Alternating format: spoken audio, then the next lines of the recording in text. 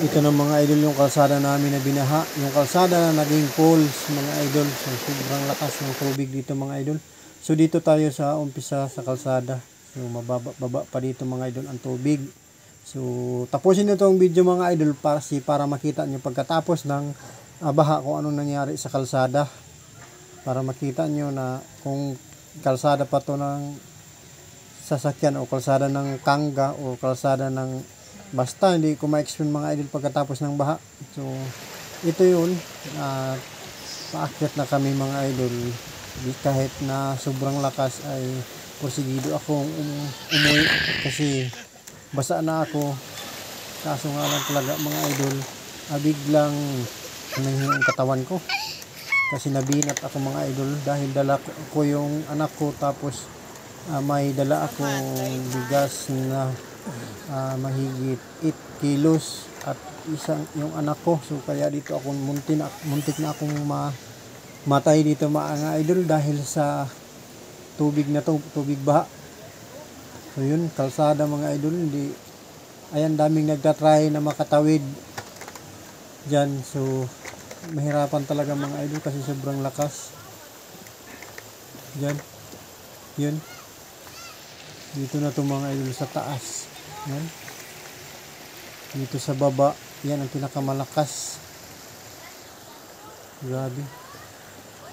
Mahirap to pag palagi ito mga idol. Kahit isang 1 hour lang na ulan to mga idol, ito nang nangyari dito, galing yung tubig. Yan, napakalakas ng tubig dyan, tapos pumunta sa kalsada. So dito na ako nanghina mga idol.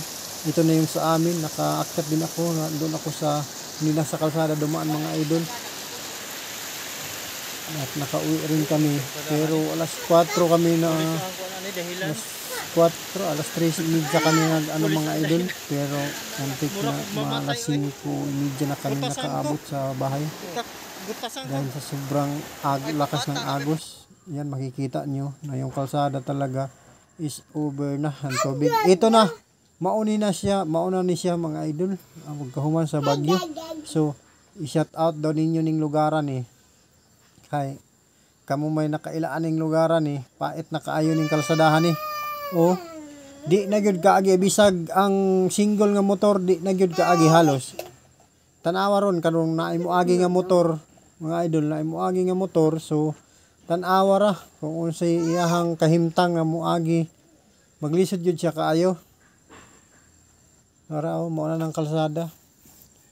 Diri sa kanal na sila kanal, pero gamay, dili siya masigo ang tubig. Mao na ni ang kalsada nagibuhat og kanal. Tuwa sa ubos tanan gagmay nga graba. Tapos ang nabilin sa amo kay dagko kay mga bato Usa pa nag-agi og makagi laging motor luoy kaayo. Namurag isla-isla na ni siya mga idol. Luoy pug kayo. Action ni po ninyo kay grabe naman kayo. Sabi 1 year pa ako dito. So 1 year plus na ako dito. Unang dating ko pa lang dito, unang nakausap ko yung isang tao, sabi na matagal na tong may budget at hanggang ngayon walang nangyari. Saan na kaya tong budget na to? Sana naman pagawaan nyo na yung kalsada ka. Huwag naman sa bulsa pagawa. So matuto naman tayo.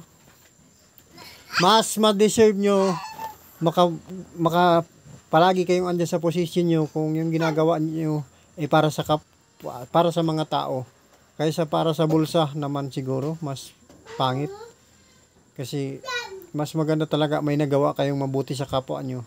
Pag dyan kayo sa position nyo, isipin nyo na yung gagawin nyo para sa tao, hindi para sa bulsa nyo sana.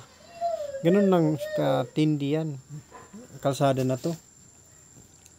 So ayan, dapat pag yung kalsada may budget, pati din lupa na dadaanan yan, may budget din yata yan na bibilhin yung dadaanan ng kalsada na lupa. Ganun siguro.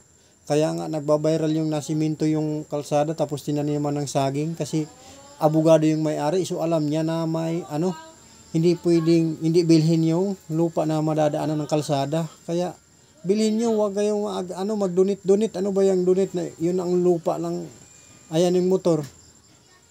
Kasi may budget yan na ibilhin yung madadaanan na lupa.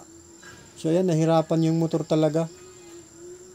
sana naman shout out sa mga